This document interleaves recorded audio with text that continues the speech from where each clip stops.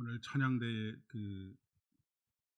찬송이 본문의 말씀과 아주 밀접하게 잘 선택이 되어져서 참 마음에 충만함을 느낄 수 있을 것 같습니다. 여러분은 지금 우리가 직면하고 있는 현실에 대해서 어떻게 느끼고 계시는지 모르겠습니다. 사실 내일처럼 느껴지는 부분들이 있는 분들도 계실 것이고, 조금은 동떨어져 있는 것처럼 느껴지는 분들도 계시리라 그렇게 생각합니다. 아무리 어렵다 해도 나는 별로 내 생활에 지장을 받지 않으면 그렇게 심각하게 생각되지 않을 수도 있겠고, 우리가 지금 직면해 있는 경제적이든 어떤 어려움이든 그보다 훨씬 더 심각한 어려움 속에 있는 분들은 더 훨씬 심각하게 느끼게 되지 않을까 싶습니다. 이 하박국 선지자는 특별히 선지자들이라고 할 때에 하나님께서 무엇인가를 그 구약에서 말하는 예언자라고 하는 것은 앞날을 내다보는 기능을 강조하는 것보다는 현재에 대한 하나님의 말씀을 전하는 사람들을 예언자라고 그렇게 이야기하기는 하지만, 하나님께서는 때때로 이 선지자를 통해서 미래에 일어날 일들을 미리 보도록 그렇게 하십니다. 이사야가 그렇고 예레미야가 그렇고 오늘 하박국 선지자도 마찬가지라고 이야기할 수가 있겠습니다. 앞날을 미리 하나님께서 보게 하셨다라고 한다면 굉장히 영광스러울 것 같고 황홀할 것 같지만, 이사야 선지자나 예레미야 선지자나 하박국 선지자가 하나님께서 그들에게 보여주시는 앞날을 보았을 때에 그 마음에 찢어지는 고통, 그것을 어떻게 견뎌낼 수 있었을까라고 하는 생각을 해보게 됩니다. 앞으로 다가올 하나님께서 이끌어 가시는 역사 속에서 앞으로 다가올 심판에 대해서 그들로 하여금 보게 하시고 그들에게 선포하게 하실 때 여러분 너무 두렵지 않겠습니까? 우리가 조금 전에도 말씀드렸다시피 각 개인이 어떤 상황에 있느냐에 따라서 전체적인 현실이 더 간절하게 느껴지기도 하지만 아무렇지도 않게도 느껴지는 것이 우리의 생활이기 때문에 그렇습니다. 그런데 예언자들을 통해서 특별히 오늘 앞에 언급한 이사야나 예레미야나 이 하박국 선지자와 같이 이스라엘에 대한 하나님의 심판을 미리 고지받고 이것을 백성들에게 전해야 하는 이 선지자들의 아픔과 고통과 두려움, 이런 것들을 생각하게 됩니다. 그런 면에서 우리가 모두가 다 하나님 앞에 이러한 예언자가 되어야 하겠다라고는 생각도 가지게 됩니다.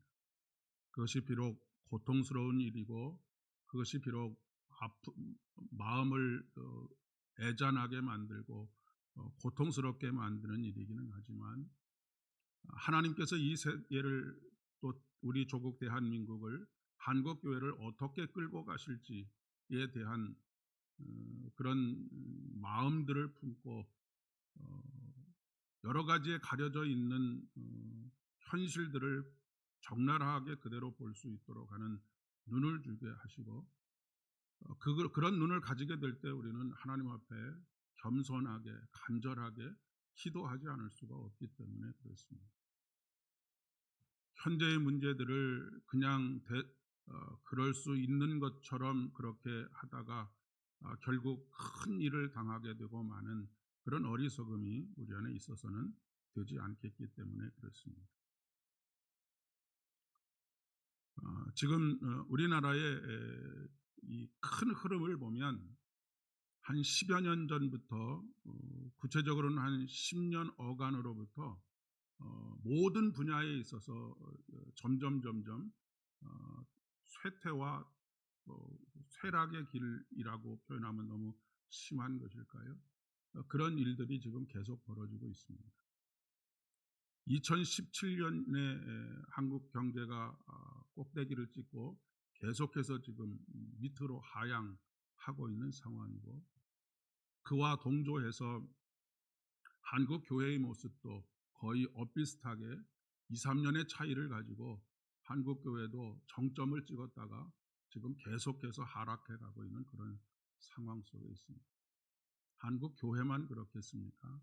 모든 종교들도 다 그렇고요. 그러니까 어찌 되었든지 간에 이 속도가 급하게 내려가게 되면 그것에 대한 충격들이 굉장히 있을 것이고, 이것이 서서히 랜딩할 수 있도록 그렇게 하게 되면 그나마도 조금 낫지 않을까 싶은 생각이 듭니다. 우리의 살림살이뿐만 아니라 종교적인 열정들, 그리고 신앙의 영적인 진보, 그리고 정치, 군사, 사회, 문화 모든 분야에 있어서 한국 사회가 어찌 보면 하나님께서 주신 축복, 영적인 축복, 그리고 물질적인 축복, 이런 것들을 잘 관리하지 못하고 하나님 앞에 겸손하지 못하고 하나님 앞에 교만했기 때문에 일어나는 일들이다라고 그렇게 우리의 신앙을 고백해 보게 됩니다. 물론 연세가 드신 분들은 이전에 여러분이 살아오시면서 경험했던 그 어려움들에 비하면 지금은 뭐 아무것도 아니죠. 그런데 한번 이렇게 생각을 해보십시오. 지금 우리 주변에 있는 20대와 30대는 우리나라의 모든 것이 다 절정에 있을 때 성장한 사람들입니다. 그러니까 그들의 출발은 우리나라의 정점에서 출발해서 그들이 보고 있는 것은 끊임없는 하락만 보고 있는 것입니다. 그러니까 그들이 느끼는 고통은 이전의 세대가 그 어려움 속에서 이 땅을 일구어 올 때의 그 어려움과는 비교할 수 없이 별것 아닌 것처럼 느껴질 수 있지만, 당사자들에게는 어마어마한 고통으로 다가오고 있다라고 하는 것을 볼 수 있어야 합니다. 뿐만 아니라 요즘 뭐 조금 과장이냐 아니냐의 그런 표현들도 있을 수 있지만, 제2의 IMF가 도래할지도 모른다라고 하는 이야기가 회자되곤 합니다. 여러분, 제1의 IMF라고 했을 때 이것이 단순히 경제적인 문제만이 아니다라고 하는 것을 우리가 직접 눈으로 보지 않았습니까? 가정이 해체되고 풍지박산이 나는 일들이 많이 있었고, 또 개인의 삶도 그렇습니다. 그 이후로 사람이 사람으로 대접을 받지 못하는 우리 사회의 새로운 구조가 만들어지기도 했었습니다. 이런 경고음들이 이곳저곳에서 들려오고 있습니다.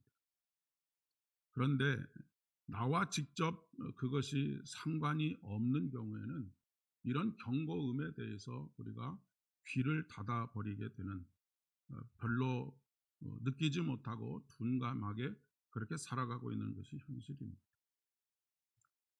과연 이러한 때에 우리 그리스도인들은 어떠해야 하며 또 어떻게 행동해야 하는가라고 하는 것을 우리는 끊임없이 묻지 않을 수가 없지요. 이런 경고음 속에서 마치 이사야나 예레미야 선지자나 오늘 본문의 주인공인 하박국 선지자와 같이 하나님께서 우리에게 주시는 경고음을 알아듣고 그 경고음에 대해서 적극적으로 반응하여서 가장 중요한 것은 한마디로 단순하게 강인하게 각인되는 말은 하나님 제발 긍휼을 베풀어 주시고 살려 주십시오라고 하는 그런 간절한 기도가 우리에게 있어야 한다라고 하는 것입니다. 100몇십 년의 기독교 역사 속에서 한국 교회는 한국 사회의 위기 때마다 그런 역할들을 감당해 왔고 그런 간절한 기도가 있었기에 하나님께서 우리에게 은혜를 베풀어 주셨기 때문에 그렇습니다. 지금은 그리스도인들이 남 탓을 하거나 아니면 편가르기를나 하고 있을 때가 아닙니다. 하나님 앞에 긍휼을 구하는 기도, 이 나라와 이 민족을 긍휼히 여겨주시고 한국 교회를 긍휼히 여겨달라라고 하는 간절한 기도가 필요한 때이다라고 하는 것을 오늘 하박국 선지자의 말씀을 통해서 우리가 다시 한번 깨닫게 됩니다.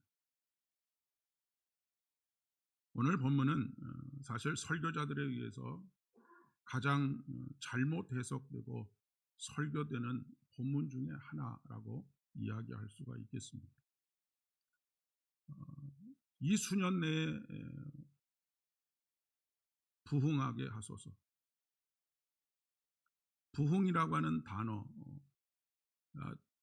한글 성경만 가지고 말씀을 준비하다 보면 범하게 되는 오류이기도 합니다. 이 부흥이라는 단어가 그렇습니다. 우리는 보통 부흥하면 숫자가 많아지거나 아니면 부자가 된다라고 하는 그런 뜻으로 생각하기 쉬운데 이 본문에 나오는 부흥은 그런 뜻이 아닙니다. 본문에 나오는 부흥은 하나님 당신의 뜻을 속히 이루십시오라고 하는 그런 의미를 가지고 있습니다. 하박국은 이렇게 1절에서 기도를 시작합니다. 여호와여, 내가 주께 대한 소문을 듣고 놀랐나이다. 하박국 선지자는 도대체 무슨 소리를 듣고 놀랬다라고 이보다 더 강력한 표현이 있으면 그렇게 표현을 했을 텐데 이렇게밖에 표현하지 못한 그 소식은 어떤 소식일까? 주께 대한 소문을 듣고 놀랬다라고 할 때 주님께서 말씀해 주시는 그 소식은 바벨론을 통해서 이스라엘을 심판하신다는 소식입니다. 이 하박국 선지자가 얼마나 놀랐는지를 더 적나라하게 표현하고 있는 것이 하박국 3장 16절에 있는 말씀입니다. 내가 들었으므로 내 창자가 흔들렸고 그 목소리로 말미암아 내 입술이 떨렸도다. 무리가 우리를 치러 올라오는 환난 날을 내가 기다림으로 썩이는 것이 내 뼈에 들어왔으며 내 몸은 내 처소에서 떨리는도다.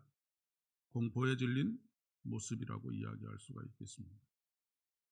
얼마나 두려웠으면 창자가 뒤틀리는 그런 경험을 하고 있고 이가 덜덜 떨리고 뼈가 썩는 것 같은 그런 지금 두려움에 사로잡혀 있다라고 하는 것입니다. 놀랐다라고 하는 표현이 바로 그러한 표현이죠. 남자들은 모르는 한나의 고통이 산통입니다.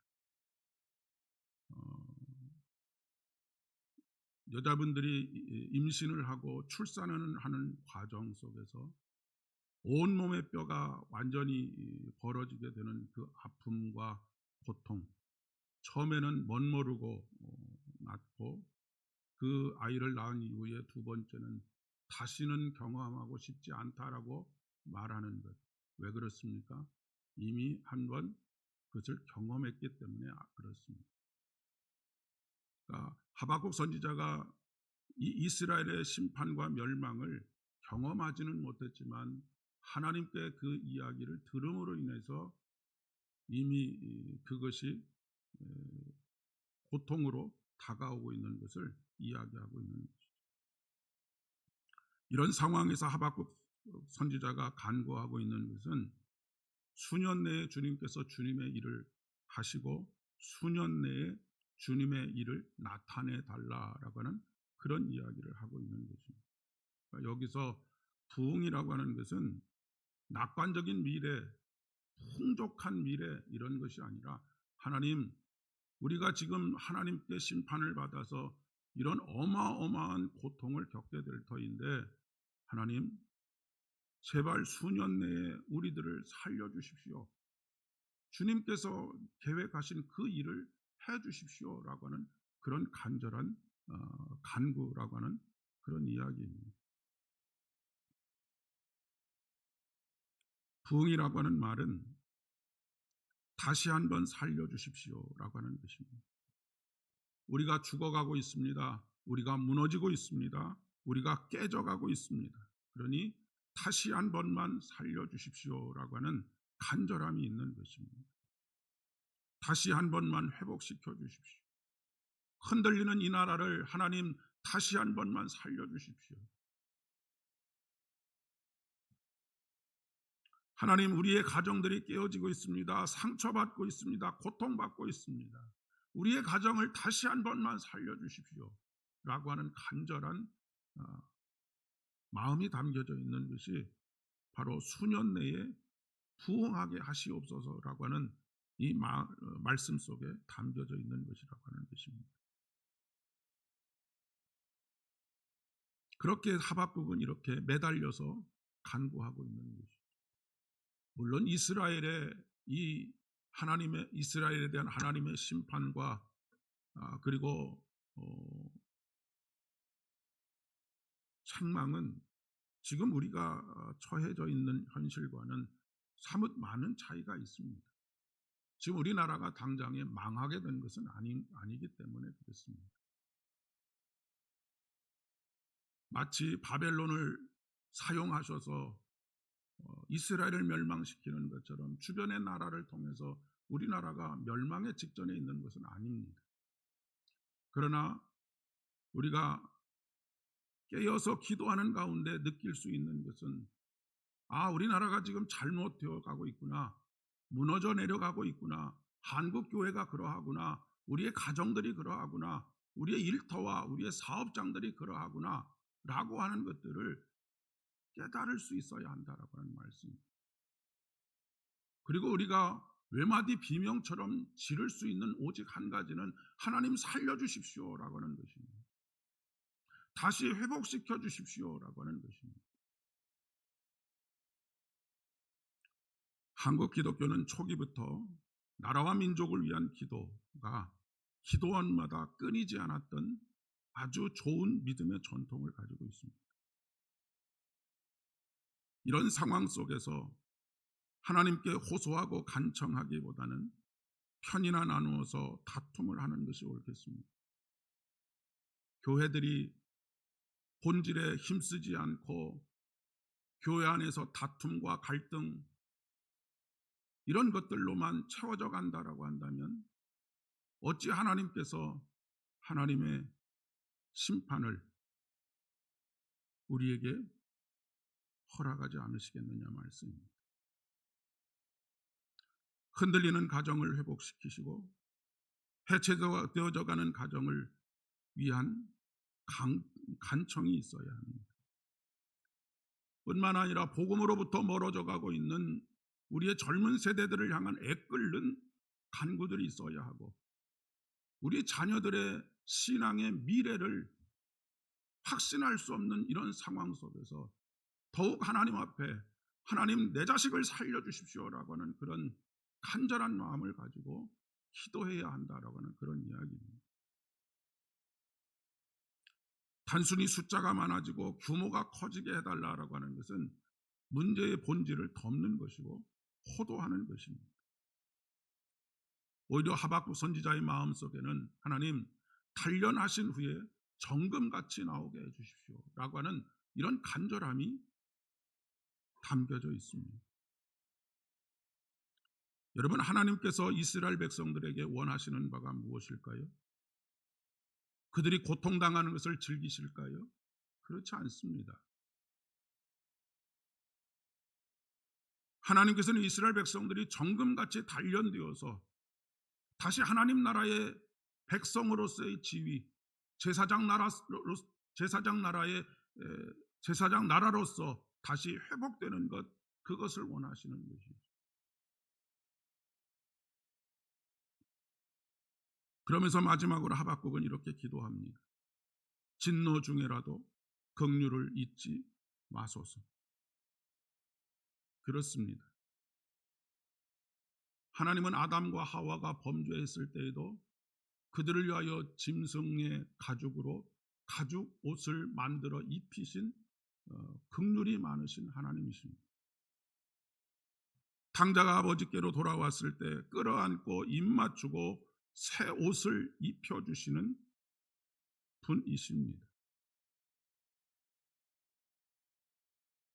하나님은 우리에게 좋은 옷을 입혀주시기를 그렇게 원하시는 모양입니다.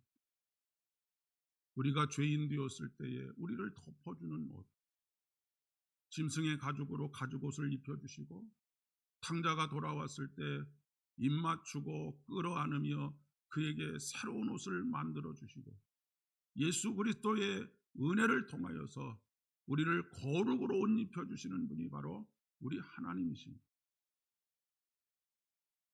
우리가 아직 죄인 되었을 때에 그리스도께서 우리를 위하여 죽으심으로 하나님께서 우리에게 대한 자신의 사랑을 확증하셨다라고 그렇게 말씀하십니다. 사랑하는 여러분, 우리가 어디까지 가야 하겠습니까? 지금 멈춰야 되지 않겠습니까? 지금 돌아서야 하지 않겠습니까?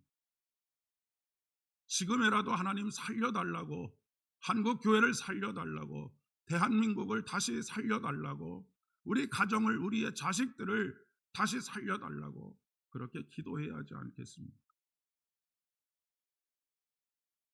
하나님께서 우리에게 진노 중에라도 긍휼을 잊지 않으시는 하나님이신 것을 믿고 그분에게 다시 긍휼을 간구해야 하지 않겠습니까? 우리는 어떠한 경우에라도 이제는 내가 할 수 있는 일은 없어라고 포기하지 말아야 합니다. 하나님은 긍휼하신 하나님이시기 때문에 그렇습니다. 올 한 해 그 무엇보다도 하나님의 긍휼을 구하시는 한 해가 되실 수 있기를 진심으로 축복합니다. 그리하여서 우리를 다시 살리시는 하나님, 예수 그리스도의 보혈의 은혜로 말미암아 죽음 가운데 있었던 우리들을 다시 부활의 영광으로 옷 입히시는 그 하나님의 영광을 누릴 수 있는 저와 여러분 되실 수 있기를 진심으로 축복합니다. 기도하겠습니다. 아버지 하나님, 은혜를 진심으로 감사드립니다.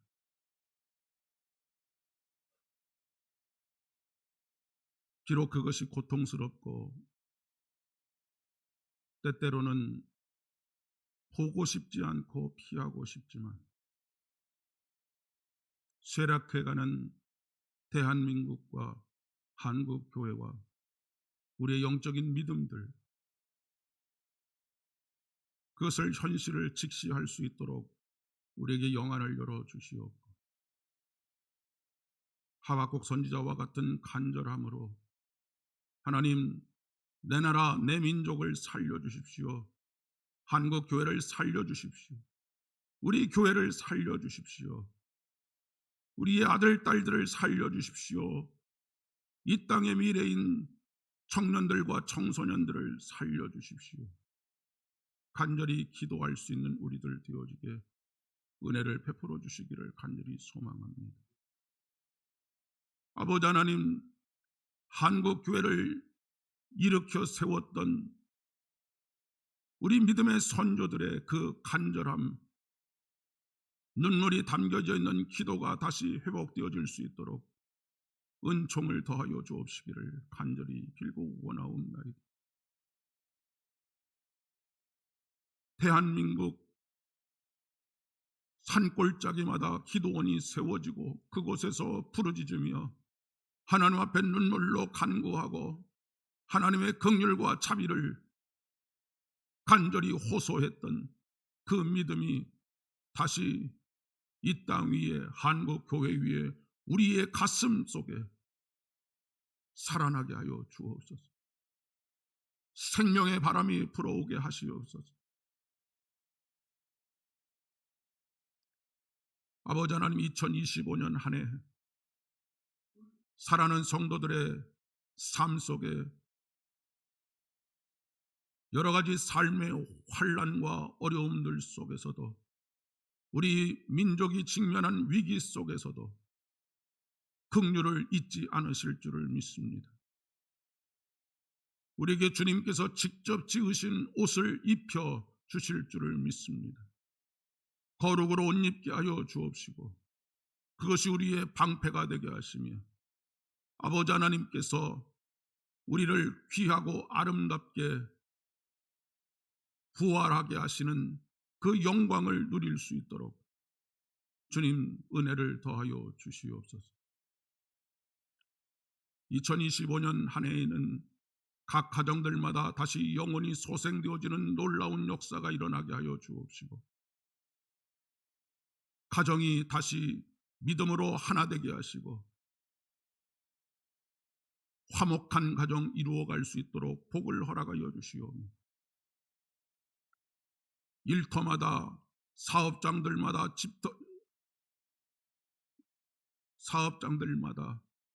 다시 하나님께서 살리시는 은혜가 있기를 간절히 소망합니다. 우리 삼보교회를 불쌍히 여겨주셔서 다시 생명의 공동체가 되게 하여 주옵시고 생명으로 충만한 공동체 되어질 수 있도록 주여 은혜를 더하여 주시옵소서. 또한 선교사님들과 선교지들마다 생명의 바람들이 불게 하여 주셔서 그곳에서 놀라운 주님의 역사들이 날마다 눈으로 목격되어질 수 있도록 은혜 위에 은혜를 더하여 주옵소서. 이제는 우리 주님 예수 그리스도의 은혜와 아버지 하나님의 극진하신 사랑하심과 성령 하나님의 위로하심과 교통하심이 오늘 주님 앞에 두렵고 떨림으로 주님께서 주신 마음을 가지고 주의 긍휼을 간구하는 모든 지체들의 머리 위에와 가정과 일터와 사업장들 위에 이제로부터 영원까지 함께하옵시기를 간절히 축원하옵나이다. 아멘. 각자 기도하신 후에 자유롭게 돌아가시면 되겠습니다.